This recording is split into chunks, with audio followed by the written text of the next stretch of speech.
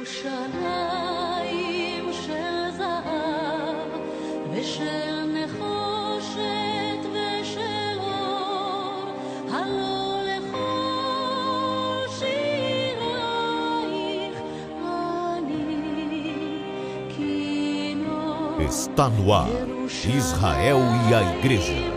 A reconexão indispensável para o tempo do fim. Olá pessoal, hoje eu quero cavar um pouco mais fundo na Palavra de Deus e para isso eu quero fazer um breve resumo, uma resenha desse livro aqui que eu tenho aqui em minhas mãos, olha, Desvendando os Mistérios Proféticos de Israel, do Rabino Jonathan Bernes. O Rabino Jonathan Bernes, ele reside em Phoenix, lá no Arizona, e fez e continua fazendo um trabalho muito grande na Ucrânia, e eu tive o privilégio de conhecer pessoalmente o Rabino Jonathan Bernes. Bem, nós vamos usar para fazer a resenha desse livro algumas palavras-chave para desvendar esses mistérios proféticos de Israel. E então eu quero começar citando as palavras de Jonathan Bernes. Ele diz o seguinte: se você deseja compreender o que Deus está fazendo nos últimos dias, deve compreender o que Ele está fazendo com Israel. E eu até complementaria, se vocês me permitem, dizendo o seguinte, que você deve entender, portanto, a parábola da figueira, que está lá no livro de Mateus, no capítulo 24, e ocupa apenas 2 versos bíblicos. Talvez seja a menor das parábolas de Jesus. São Mateus 24, versos 32 e 33, diz assim: aprendei, pois, a parábola da figueira. Quando já os seus ramos se renovam e as folhas brotam, sabei que está próximo o verão. Assim também vós, quando virdes todas estas coisas, sabei que está próximo às portas. Bem, nem precisa dizer para você que o termo verão aqui é utilizado como um sinônimo do fim dos tempos. Então você até poderia ler assim: quando virdes estas coisas acontecer, sabei que está próximo o quê? O fim dos tempos. Ou seja, quando virdes a figueira, que é Israel, florescer, sabemos que o fim dos tempos se aproxima. Para que vocês tenham uma ideia, em 1967, logo após aquela guerra dos 6 dias, havia apenas 50 judeus messiânicos em todo o mundo. Hoje existe, sabe quantos? Cerca de 1 milhão. Só em Israel existem mais de 100 sinagogas messiânicas judaicas. A profecia da parábola da figueira, portanto, está em franco cumprimento, ou seja, ela já floresceu e já dá os primeiros frutos. Durante 2000 anos, essa figueira da parábola de Mateus 24 esteve, vamos dizer assim, num estado latente, ou seja, oculto, inanimada, até que em 1948, com a fundação do Estado de Israel, ela começou a florescer. E em 1967, após a Guerra dos 6 Dias, começou a surgir os primeiros brotos, os primeiros frutos. Bem, nesta resenha, Israel será a palavra-chave, já que Israel é a palavra mais citada em toda a Bíblia, possivelmente milhares de vezes. Olha, então eu convido você para, a partir de agora, tirar os olhos de Roma ou os Estados Unidos e fixar os seus olhos espirituais em Israel. Mais precisamente, sabe onde? Em Jerusalém. E saiba de uma coisa: Israel é o relógio de Deus para o tempo do fim. Para começarmos a entender esses mistérios proféticos de Israel, precisamos encontrar uma resposta para uma pergunta sempre intrigante. Por que os judeus, nestes 4.000 anos da sua história, foram o povo mais perseguido de todos? Você já parou para pensar nisso? Há algum outro povo tão odiado e perseguido como os judeus? A história de Israel é uma história da constante tentativa da sua eliminação como um povo. No entanto, apesar dessas centenas de tentativas para sua aniquilação, eles continuam a existir aqui entre nós. Certa vez perguntaram a um grande escritor se ele cria em Deus. E ele respondeu: sim, eu creio em Deus. E em seguida ouviu outra pergunta: por que você crê em Deus? E ele respondeu o seguinte: a existência dos judeus são a melhor prova da existência de Deus. Por trás de todo o ódio aos judeus encontramos de forma assim cristalina, na verdade, o grande conflito dos séculos entre Jesus e Satanás, e por um motivo bem simples: o plano de Deus para a salvação da humanidade iria passar pelos judeus, como nós encontramos lá no livro de Gênesis, no capítulo 3, verso 15, que diz o seguinte: porém inimizade entre ti e a mulher, entre a tua descendência e o seu descendente, este te ferirá a cabeça e tu lhe ferirás o calcanhar. Esta é tida como a primeira profecia bíblica que teve o seu cumprimento, sabe com quem? Com Jesus, um judeu.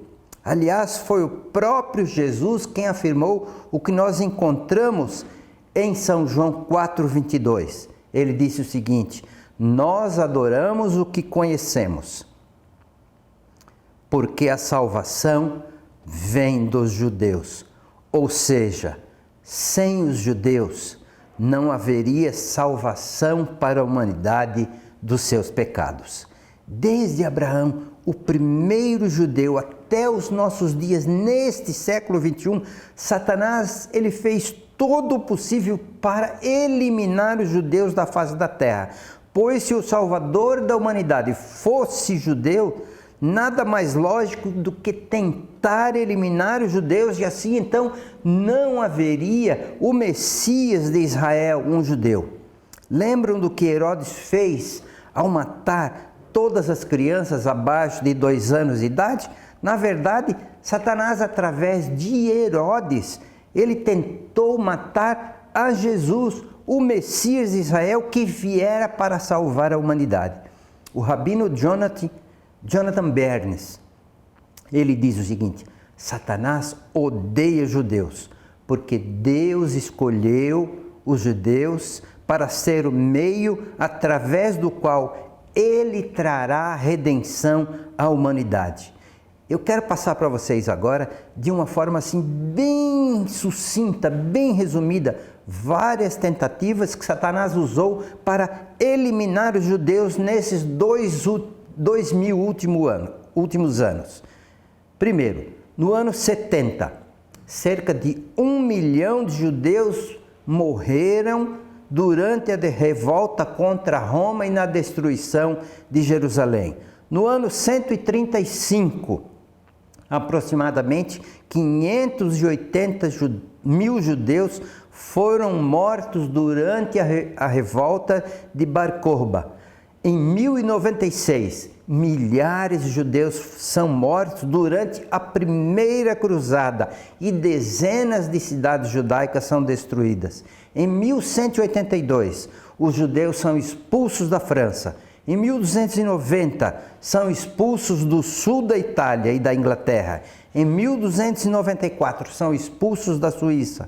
Em 1347, milhares de judeus são mortos na Europa porque foram culpados, vejam só, pela peste negra. Em 1492, o ano da descoberta da América, lembram?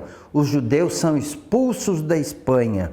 Em 1497, os judeus são expulsos de Portugal. 1826, o Papa Leão XII emite um decreto. Veja se é possível um Papa emitir um decreto em que as propriedades dos judeus foram confiscadas e eles deveriam viver em guetos. E de 39, agora, no século passado, a 45, na Segunda Guerra Mundial, mais de 6 milhões de judeus foram mortos.